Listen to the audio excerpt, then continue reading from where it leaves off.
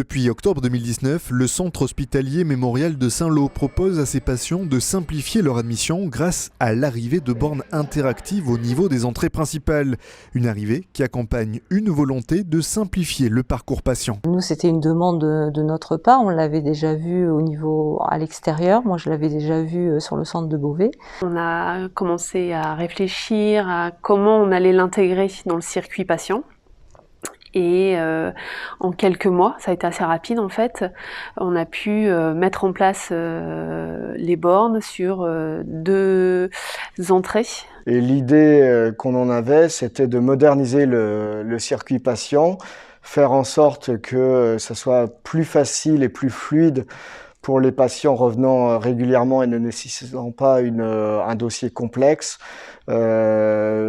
Que d'attendre au bureau des admissions traditionnelles. Donc on a choisi de digitaliser un maximum le circuit patient. Digitaliser au maximum, un souhait qui aujourd'hui se traduit par un gain de temps, mais aussi une optimisation du temps pour les agents du service. Ça permet aussi de répondre à une augmentation croissante de l'activité des consultations externes sans avoir de possibilité de s'agrandir physiquement pour accueillir les nouveaux patients. Le gain de temps s'opère effectivement sur la borne. Quand vous n'avez pas de dossier particulièrement complexe, vous mettez 30 secondes à la borne et en moyenne, chez un admissionniste classique, c'est 2 minutes 30 à 3 minutes. Donc là, il y a un vrai gain de temps là-dessus et de facilité. Ça permet aussi de permettre aux agents de passer un peu plus de temps sur les dossiers compliqués. Voilà, et aussi de faciliter les passages pour tous les patients qui viennent de façon régulière pour éviter de leur poser de façon régulière des questions redondantes. Inévitablement, l'arrivée d'une machine pour effectuer le travail jusque-là assuré par un salarié a créé des craintes, mais rapidement dissipées. On a eu quelques professionnels qui ont eu le sentiment au départ en fait, de se faire voler la place un petit peu.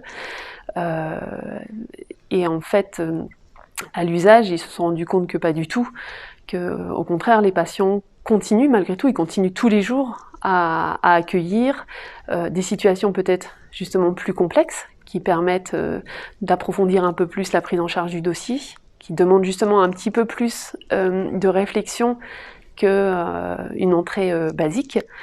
Et je pense que ça a valorisé aussi leur travail à eux. L'outil ne fait pas tout, c'est quand même eux le cerveau, donc la machine, elle est là pour les aider quand il y a beaucoup de flux, mais elle ne sait pas réfléchir pour eux.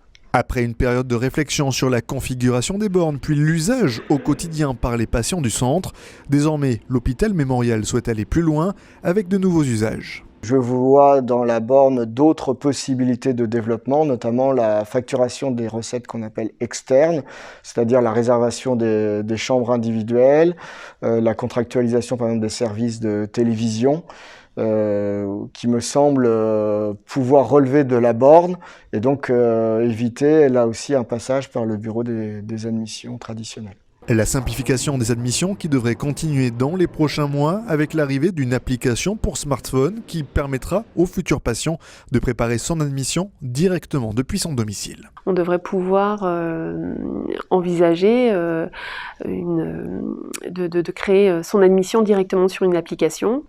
Ainsi, quand le patient se présente ensuite à l'établissement, son dossier est déjà créé et là encore, on simplifie son parcours. Et afin de répondre à ces évolutions, le MIPI lance DigiHosp, une application mobile de e-admission pour simplifier le parcours patient.